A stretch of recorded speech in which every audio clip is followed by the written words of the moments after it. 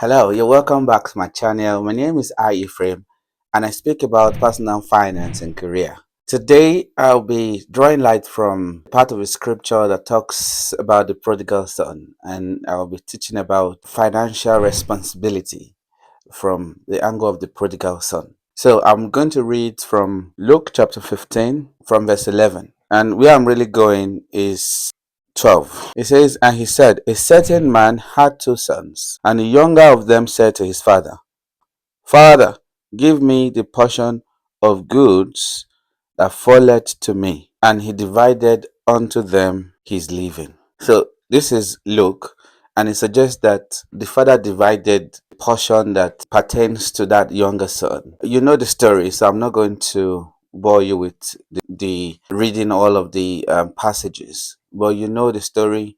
The son went to the father, took what he said was his portion after the father divided it, and he traveled on a long journey. The portion that was left, even though the second son didn't know that those belonged to him, he just assumed that everything was his father's and didn't bother to ask until the second son came. But that's not the direction I'm going. The point of financial responsibility is when you start asking for things that you believe are rightfully yours and not take proper care of them. So it's possible you have received some sort of inheritance or free money, like they say, and you feel like it's an avenue for you to spend it all on the things you want. Like this guy did. He took all of that money, went on a far journey where he's not going to be controlled by his father or the people that know him.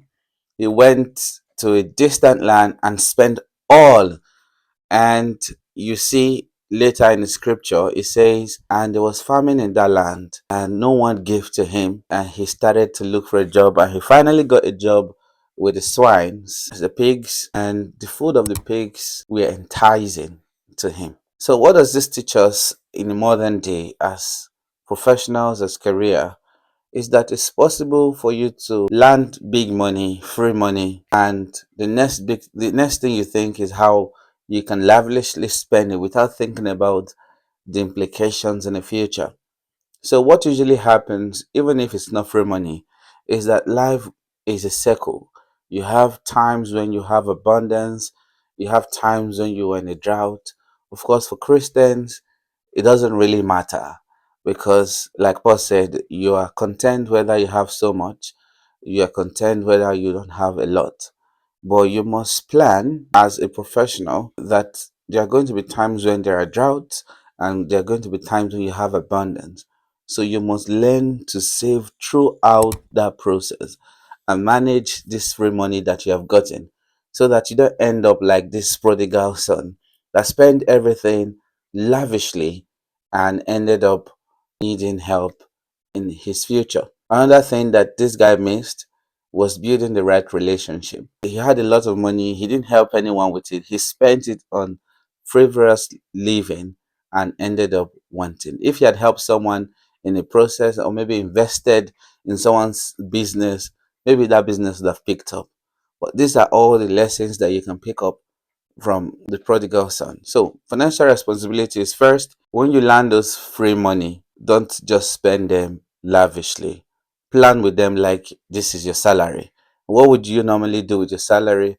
You have a portion to meet your need, but because your needs are already met at this point with your regular salary, you can focus on just a little bit of want if you want to indulge, or a lot of that money should ordinarily go for savings or investing so that you don't end up wanting in the future. Don't increase your lifestyle because you have landed some free money.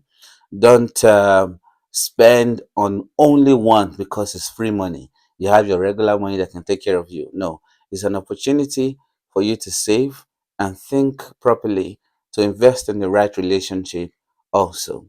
So I hope you found this useful, and I thought that it was a very good lessons that we can learn from the prodigal son. And I'll see you in my next video. Until then, see ya.